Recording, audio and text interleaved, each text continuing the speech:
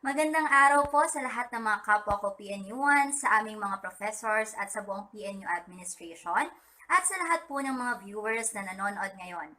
Welcome po sa isa na namang episode ng online series ni Inang Pamantasan, kung saan ang pagkatuto ay walang hangganan. Ito ang PNU Talks.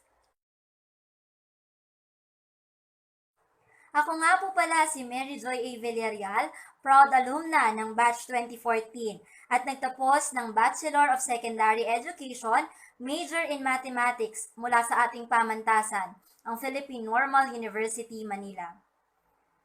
Ako po ay nagmula sa FSTEM na dati tinatawag na College of Science.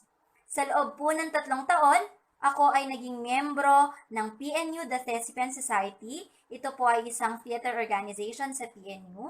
At kasabay po nito, nagsulat din ako bilang news correspondent at editor-in-chief sa PNU Math Club Signum. Ito naman po ang official newsletter publication ng Math Club sa PNU. Sa kasalukuyan po, ako ay isang public high school math teacher sa Caloocan National Science and Technology High School. Ang school year 2019-2020 ay ang aking unang taon para makapagturo sa isang public school. For 4 years, nagturo po ako sa isang private school, sa School of St. Anthony sa Lagro, Quezon City, at isang taon naman po bilang part-time college instructor sa University of Caloocan City, kung saan ako ay nabigyan ng pagkakataon na magturo ng mga first-year edu students. Kasalukuyan ko rin pong tinatapos ang aking master's degree sa University of the Philippines, Diliman, Quezon City, under the program Master of Arts in Education, major in Mathematics Education. At masaya po ako na ako ay nabigyan ng pagkakataon dito sa PNU Talks para makapag-share ng isang topic na malapit sa puso ko bilang isang math teacher, ang data presentation.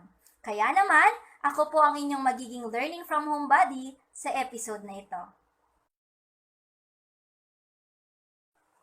So to our dear viewers, in this episode, I will be sharing with you about data presentation. So I titled my lecture today as Data Presentation 101, Tips and Tools in Creating Reliable and Presentable Infographics.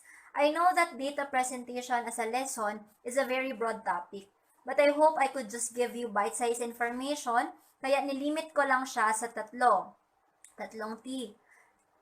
Types, tips, and tools. Just recalling why I chose this topic, no? Around first week of May, I recalled Dr. Josephine Tondo and Prof. Myla Detencio invited me for this talk, and when they asked me what could be the possible topic that I could share in this episode, I really thought of giving this data presentation. Hindi pa siya ganun ka-specific. Nung tinanong nila ako, wala pa talaga akong idea kung ano yung magiging title nito, but I really chose data presentation. I remember during that time, sumakto naman na medyo fresh pa nun yung nag-trend na post regarding a misleading and mismatching graph and question. This is posted by a news agency, the official Facebook page of a news agency. And nag-trend siya kasi ito yung tanong, tapos yung graph ay misleading. So, I really chose this topic personally because I saw the importance of recalling such basic topic. So, masasabi ko na ito talaga yung naging hugot ko bilang isang math teacher, kung bakit ito yung isi-share ko sa inyo for this episode. Kasi, I remembered when I was in elementary, naturo naman sa atin yung mga types of graphs. Bago tayo dumating sa high school, naturo yun. Then, when we reach high school, if we have elective subjects such as basic stat or elementary stat, then we can encounter this as well. Pero hindi siya yung sobrang tinuturuan ka talaga on how to present data. Kasi we have to remember the steps in statistics regarding data. We start from the collection. After we collect data, we need to organize those data. And then we need to summarize. And then if there's applicable statistical treatment to be used on those data, yun na yung papasok yung analysis, then before we present. So, pagdadaanan natin lahat ng mga proseso na yun before we could reach the data presentation. And that kind of concept or skill is a basic one. Pero hindi ito yung sinasabi natin na basic ay madali lang. Kasi 'di ba kapag Pinoy, whenever we say basic, there is a tendency that we mean basic would mean madali. But as an educator, you would understand that when we say basic, it should mean fundamental. That when these fundamental skills or concepts were not mastered by our learners, then there would be difficulty later on. It will be very difficult for them to face more complex problems. It will be difficult for them to learn new complex skills kasi hindi nga na-master yung fundamental skills, yung mga basic skills. That's why we need to recall this foundation para hindi din tayo mahihirapan. Okay, so to start, let us understand first what an infographic is. Actually, the word infographic is a clipped compound. It's a combination of information and graphics. As we define it, this is simply a graphic visual representation of information, data, or knowledge intended to present information quickly and clearly. Kaya nga sobra siyang naging sinasabi nating mabenta pagdating sa social media because sometimes people would not really scrutinize all the details. They would not really read every line of the article. Sometimes a graph, a visual representation will just be enough to understand an information. Kaya madalas nang ginagamit sa ngayon yung mga infographics. Okay, so to just give you some examples, let's take a look at this. This is from Mayor Vico Soto's official Facebook page, which was posted last April 30. So they used this graph, a time series chart, a time series graph, to present the number of confirmed cases of COVID-19 in Pasig City. So obviously, this is a cumulative number of cases. Dito naman, ang pinapakita dito is the confirmed COVID-19 cases in the whole Philippines. Pinapakita yung paggalaw ng mga nahahawa na ng COVID-19 dito sa bansa natin. And they use bar graph, combination of bar graph and line graph. So this is from the official Facebook page of ABS-CBN, posted last April 10. Ito naman, this is from the Facebook page of Mr. Chris Monterola, who is an educator and a physicist. So, on his post, he actually used an infographic to show the number of COVID cases in the Philippines. And through his infographic, he's actually showing the prediction that later on, what could be the trend of the increase in number of the confirmed cases. And he's actually showing comparison between and among the countries such as Italy, South Korea, Germany, United States, Switzerland, and Iran.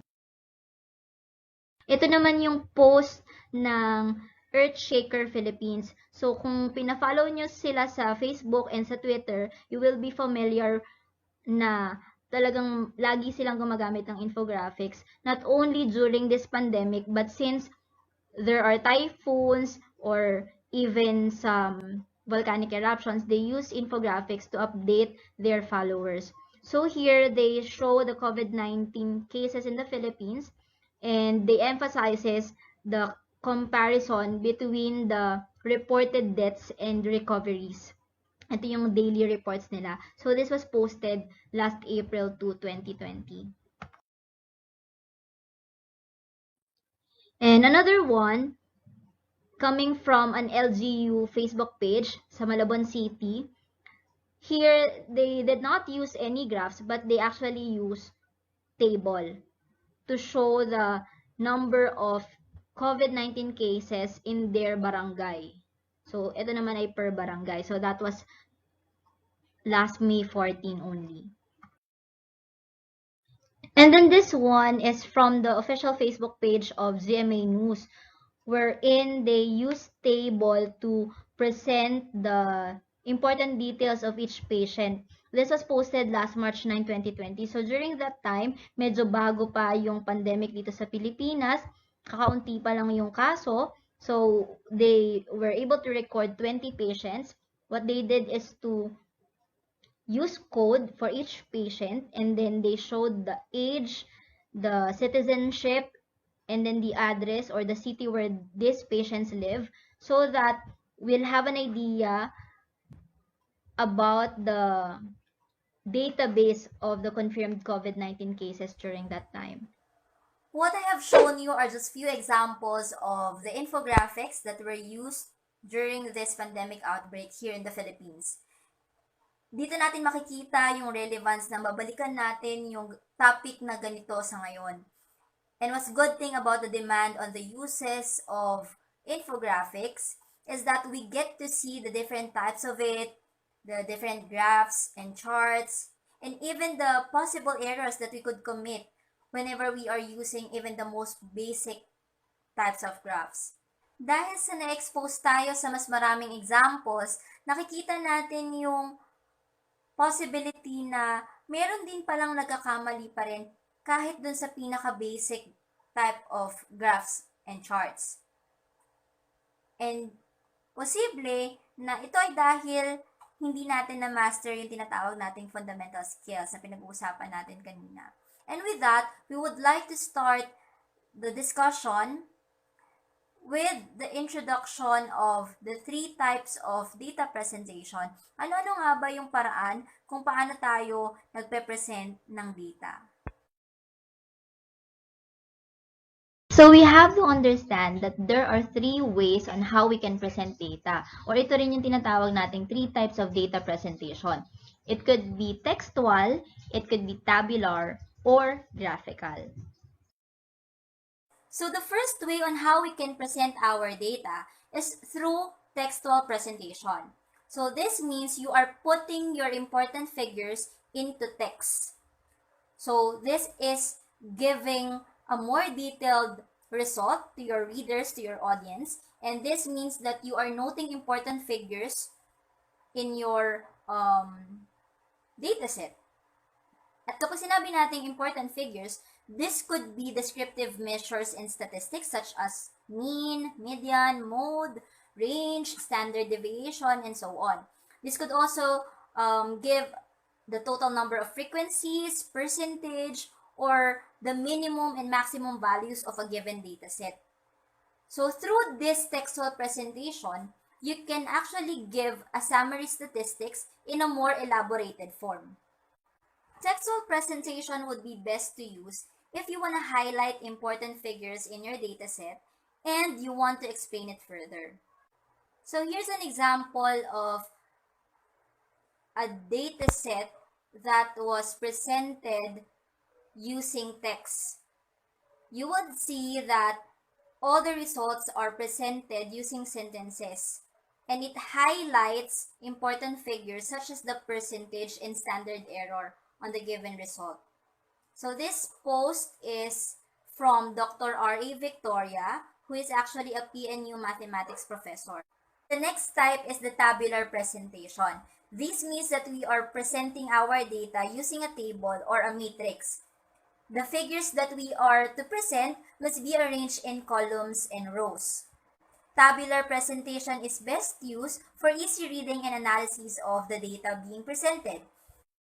Presenting information through the use of a table allows us to compare and look for relationships between among the variables that we are using within a given dataset. Just like this example, where a table shows the number of nCoV confirmed cases in the Philippines per day, and we have different variables being considered, such as the number of confirmed cases, the date, the number of new cases, the percentage increase per day, the active cases, the total recovery, and then the total number of deaths. So using this table, we can easily compare the entries per day from April 30 up to May 13. At ang panghuling type ng data presentation ay yung tinatawag nating graphical presentation. So, this type will be an essential part for our main topic, which is all about infographics. But please take note that I will just be focusing on the three common types of graphs, which are the following: bar graphs, pie graph, and time series graph. So earlier, na-mention natin yung observation that during this pandemic, information and updates about the COVID-19 cases were given using infographics. And all the statistical results, statistical updates, were presented using graphs and charts. So ang tanong, bakit doon sa tatlong types ng data presentation, mas madalas ginagamit yung graphical presentation? So here are the reasons. So una, graphical presentation is used because it's a good way of communicating the numerical figures that we can find in the table. What does it mean? So kahit na halimbawa may ginamit tayong table to present the numerical data that we gathered, it's still easier to understand graphs kasi yun na yung pinaka-summarized version niya. Doon pa lang sa graphs, makikita mo na whether the numbers or the values are high or low. Pangalawa, graphical presentation allows us to compare different groups or series. So for example, gumagamit tayo ng pie graph, kaya natin kaagad makita kung anong category, anong slice yung may larger proportion, may larger percentage, kumpara dun sa may mas maliit na part. If you're using bar graph, we can observe whether it's taller than the other bars or is it wider than the other bars. And if you're using time series chart or time series graph, you can observe the trends. Does it go up or does it go down? Or maybe it's flat. So, using graphical presentation, madali nating nakukumpara yung mga groups and series. Lastly, charts or graphs are helpful tools in facilitating data analysis. Bakit? Kasi hinahayaan nito na makita natin yung mga relationship na nag-i-exist between among the variables sa binibigay na dataset sa atin. So, kita kagad natin kung sila ba ay connected or not. Kung ang isa ba ay may effect sa isang variable or wala. So, gaya dito sa halimbawa natin, it's an example of time series chart. And we are comparing the number of confirmed cases with the number of active cases. So, yung white nire-represent niya yung confirmed cases, yung yellow sa active cases. So, sa isang tingin pa lang natin, and after we understand the meaning of the lines, after looking at the legend, makikita natin kaagad yung comparison na parehas increasing yung number of confirmed cases and the active cases. So, ayun na nga yung tatlong types ng data presentation: textual, tabular, graphical. At dahil napag-uusapan na rin natin yung graphical presentation, let's proceed to the tips. So, what are the do's and don'ts when we are creating our infographics or our graphs and charts? So, tip number 1, you have to make the graphs accurate, clear, and simple. Yung dun sa accuracy part, hindi nga siya dapat tip lang eh. It should be a requirement for an infographic to be accurate. Because remember, you are gathering data, you are organizing those data, and then later on, you will be presenting it. Meaning, you will be sharing those information. And that's why you have to take good care of those information. You don't have to manipulate it. And you have to make sure that as you share it, it is accurate, so that you could share it with full integrity. Now, these are some examples on how to do graphs or how to make sure that the graphs that you are presenting are really accurate. These are the things that you have to avoid. Talking about accuracy, tingnan ang example na to. I believe you are familiar to this if you are regularly browsing your Facebook and Twitter kasi nag-trend tong post na to around April. Bakit yun nag-trend? Kasi mali yung paggamit ng pie graph. Mali because if you look at the percentages here, 62%, 48%, 68%, kapag inad mo lahat yan, that's more than 100%. So obviously, this graph, this infographic is not accurate. So you have to avoid that when you are using pie graph, you have to make sure that the sum of all your proportion or percentages must be 100%. Diba? That's the total. Walang magbi-beyond niyan or walang mas bababa sa 100%. That's the first rule in creating a pie graph. So I just want to put emphasis on this tip number 1, especially dun sa accuracy. Why is it important na masiguro natin na yung mga infographics na binabasa, ginagamit, ginagawa natin ay accurate? Bukod sa dahil binabahagi natin ito, it's part of being honest, it's part of integrity. This is also our way in developing critical thinking skills. If you're an educator like me, you know how important it is to develop critical thinking among our students. Remember that in mathematics curriculum, K-12 mathematics curriculum, the twin goals of it is to develop learners who are problem solvers and critical thinkers. If we will just let these small details, misleading graphs, and we will not correct it, and we will not be careful about it, then we are not developing citizens, learners who are critical thinkers. Now, I will be sharing with you an article, a blog, written by Ryan McCready, which he titled 5 Ways Writers Use Misleading Graphs to Manipulate You by using infographics. Alam natin na sobrang rampant na ngayon yung fake news, 'di ba? Yung mga misinformation, pero ito dumadagdag din ito sa mga nagiging ways ng iba para makapandaya, para makapang-manipulate. And we should not let that happen. We have to be very careful. We have to scrutinize the details before we believe, before we accommodate those information. Kaya kailangan sinasala natin, especially these graphs, na madaling makapang-mislead kung hindi tayo magiging careful. Ayan, first way, according to MacReady, according to the writer of this blog, first way to mislead readers by using infographic is by omitting the baseline of the graph. Why? What will be the effect when you omit the baseline? Kasi diba usually, or in most cases, the baseline of a graph is really 0.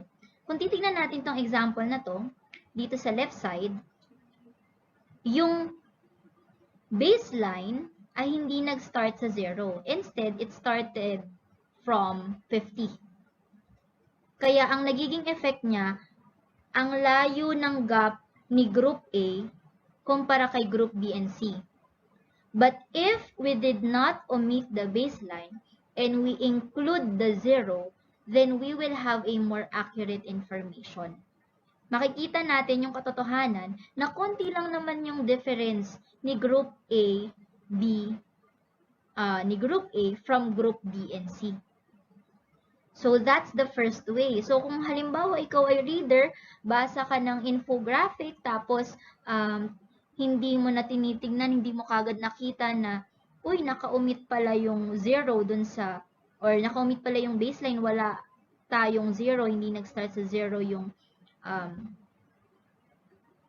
graph natin, then, it will be a misleading graph. Kung titingnan lang natin yung graph dun sa kaliwa, without being careful on the details, sabihin natin, ay, sobrang layo ng Group A from Group B and C. Diba? So, that's the first way on how to mislead. the readers by using infographic. And then according to the writer, the second way is through manipulating the y-axis. How is it? When you create an infographic that you do not consider the scaling. So kapag yung scale ng nasa y-axis mo ay hindi proportional dun sa data mo, na para mas magmukha lang siyang makitid at hindi mo pinapakita yung well-balanced or well-proportioned scaling, then it will create a visual illusion which also makes your graph not accurate, and you are, in one way or another, manipulating the readers. Because by comparing the first graph with the second graph, kitang-kita natin na parang okay lang yung nasa left side, wala masyadong difference. But if you really use a scale that is proportionate to the data, then that will be a more accurate and more reliable graph. Third one is what we call cherry-picking data. Ibig sabihin nito, ikaw na creator ng infographic, ikaw na presenter ng datos, namimili ka lang nung ipepresent mo. So, if you will be trapped in this kind of action when you are creating an infographic, it will actually create a false impression of the data. So, in our example, yung nasa left graph, misleading siya because you only include few months. So, pili lang yung months na nilagay mo, sinama mo yung data. Unlike on the right side, mas malawak yung sinama niya every year so that we could see a wide range of the results, of the differences. Kasi mas nakikita natin yung bigger picture on the right side. Unlike the left side, iilan lang yun eh. Kumbaga, it's not enough to summarize. It's not enough to make a conclusion out of those few data. So, third one is to avoid cherry picking. Mas maganda na mas malawak yung data na ipepresent natin at hindi pili lang. To avoid biases also, and to avoid unreliability of your infographic. So the fourth way on how to mislead readers by using infographic is when the creator used the wrong graph. So halimbawa dito, yung nasa kaliwa, bakit siya naging misleading? Because he created a graph, he used pie graph, but his purpose is to show differences among the three teams, Team A, Team B, Team C. Kaya anong nangyari? Kapag tinotal mo yan, mali na siya kaagad, more than 100% because he did not use the correct graph. Kapag ang gusto mo ipakita ay differences among individuals, among groups, among categories, among variables, then you have to use, it's better to use bar graph. So, misleading tayo kung mali yung gamit. That's why you have to consider the guidelines on how to use a certain graph. Kailan ba ginagamit ang pie graph, kailan ginagamit ang bar graph, and the other types of graph.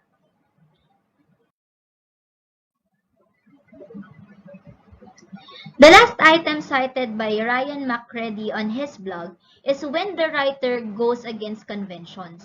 It will really create a misleading infographic, and it will also give confusion among its readers, among its users.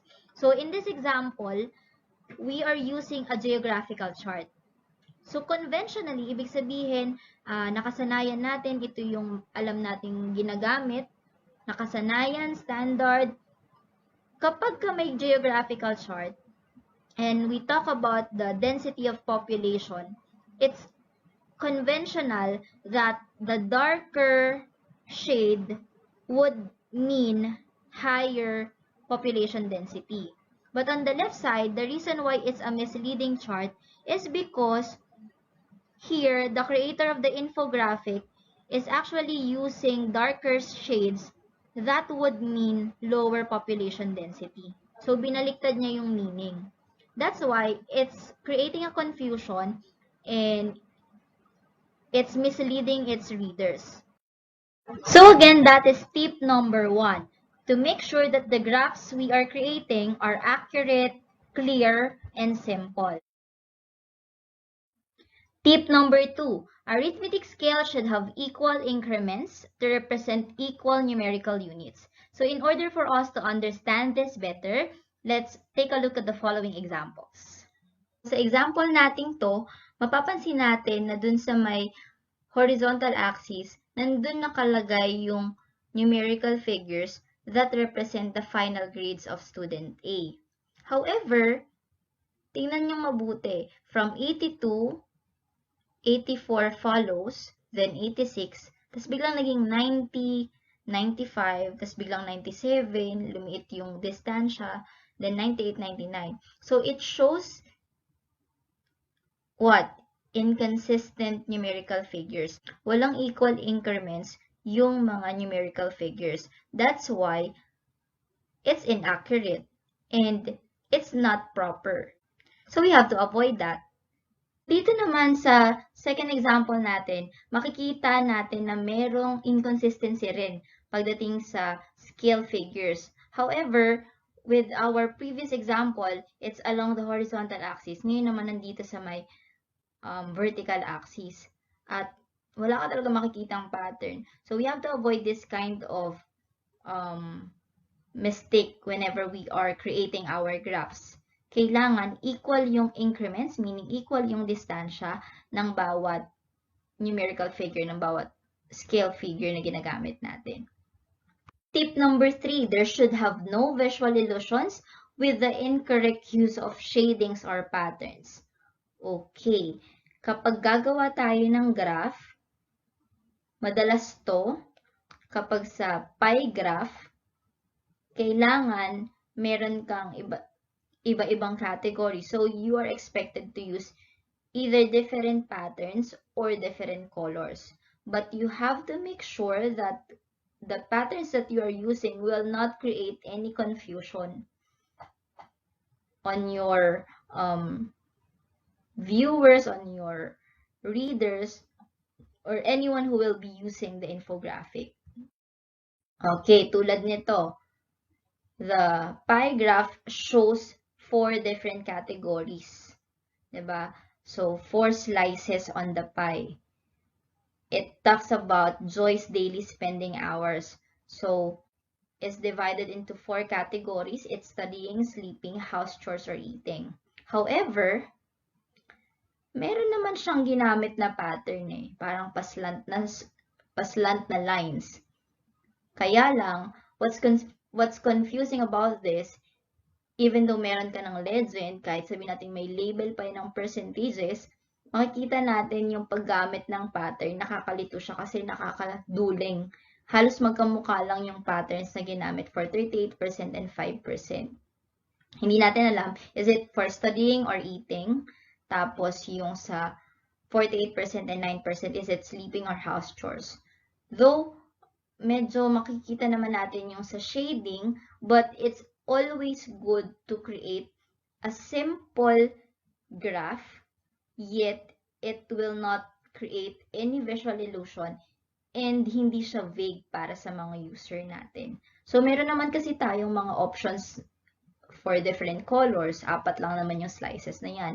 And we have a lot of patterns that can be used to represent each category. So, why not use those? Tip number 4. We have to put chart titles, labels, legends, and scale figures. So, dito sa tip number 4, mahalaga na familiar tayo sa mga essential parts ng isang chart or graph. Hindi yung ibig sabihin na dahil meron ka ng pie dyan na may slices, may percentages, okay na yan. Without even providing a title, without even providing labels, legends, kung saan ikaw lang yung nakakaintindi ng graph mo. Hindi porket meron ka na dyang time series, nakaplot na yung line, nakaplot na yung bar graph, okay na yun. So we have to take into consideration the following: titles, labels, legends, and scale figures. So konting recall tayo. If we are given a bar graph, just like this, I provided an example. So let's identify its essential parts. So dapat sa isang bar graph, meron kang makikitang title, tapos itong nasa baba na makikita nyo na may color, tapos may katabing category, that is what we call the legend, para guided tayo kung anong ibig sabihin ng mga colored bars dyan. Third is what we call the axis labels. Diba meron tayo laging dalawang axis pag sa bar graph? We have the y-axis and then the x-axis, or the horizontal and then the vertical axis. So, importante na hindi lang natin yan basta lalagyan ng numbers, lalagyan ng categories. Dapat i-identify natin para saan yan. Halimbawa sa example natin dito, yung nasa horizontal axis, dahil may numerical figure, ang ibig sabihin daw niyan ay yung final grades ni student A. At yung nasa vertical axis naman, Filipino, Science, English, Math, it is labeled as grade 8 major subjects. So, if you are the one using the graph, reading the graph, it will be easier for you to understand anong ibig sabihin ng number sa baba ng mga words na nasa vertical axis. Then next, ayan na nga, ito yung scale figures, yung mga numerical figures na ginagamit natin. Ang tawag din natin dyan ay scale figures. At yung mga nandyan sa vertical axis natin ay yung categories. Tip number 5, your graph must have a well-designed layout and is professional looking. So here, we need to consider also how will our infographic, our graphs, would look like as you present it to your viewers, to your users. Because it adds to the credibility of the information. So, sayang naman yung mga datos, yung mga information natin, kung okay naman, tapos biglang yung layout mo, hindi ganun ka ayos. At ang maganda sa ngayon, hindi na natin kailangan pang gumawa ng mga graphs, ng mga infographics manually.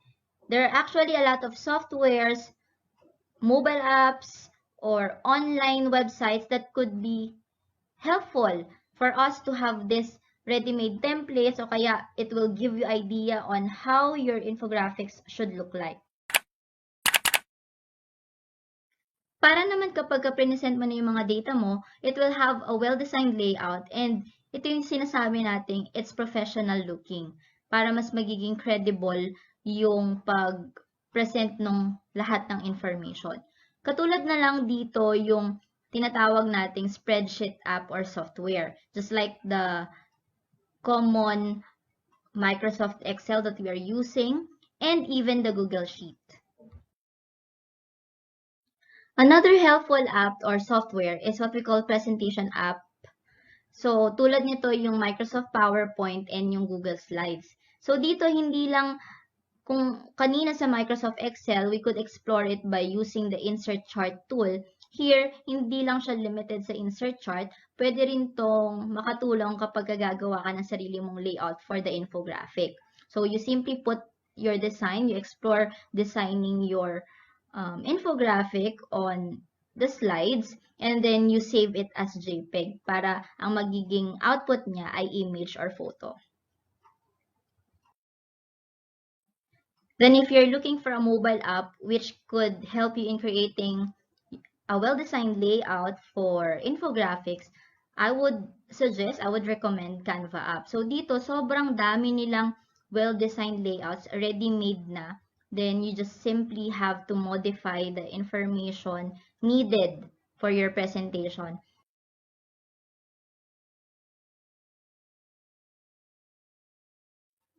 And then for online websites, you may visit Infographia, Venngage, SlideQuest, if you are looking for possible layouts of infographics. And they also give tips on how you can create one.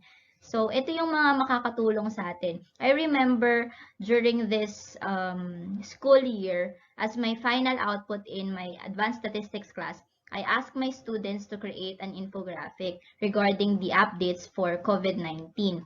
So, dahil naka-community quarantine na tayo that time, I asked them to create an infographic, then send it to me via Messenger. Tapos, I recommended to use any app or pwede rin namang PowerPoint, any resources that they have. They don't need to go out to rent for computer shop.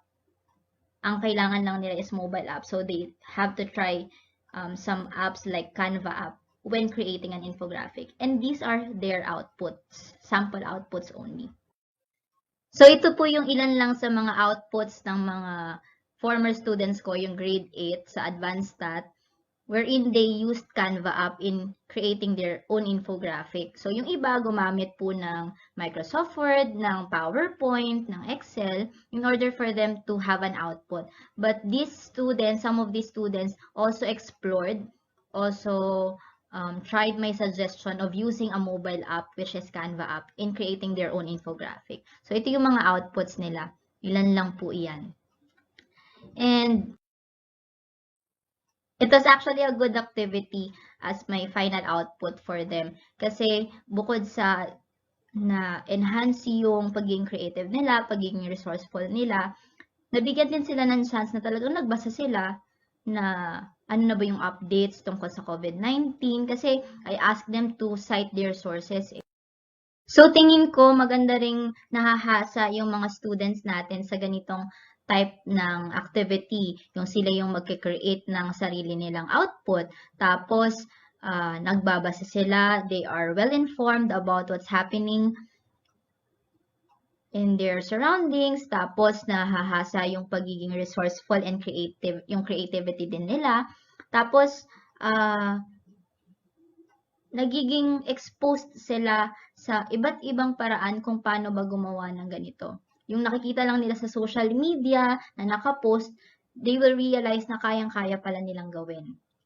So to end, I just hope that as Filipinos, mas maging critical tayo sa pagtingin ng mga impormasyon, sa pagtanggap ng mga impormasyon, bukod dun sa mga nakikita nating misinformation, fake news, credits to the owner. I just hope that we are also observant with the proper use of graphs and charts kapag may mga nilalatag sa ating infographics. Kaya nga natawa ko nung nakita ko tong meme na to. Ito yung bago pa lang yung care emoticon sa Facebook, tapos they release this kind of meme. Kasi dahil naging madalas nga yung pagkakaroon ng mga bad charts na pinipresent sa mga news, sa television man yan, or sa social media, I think it's also a good step na nagiging aware tayo na may mga tendencies, even the media, there are tendencies na gumamit ng maling chart or gumawa ng maling chart.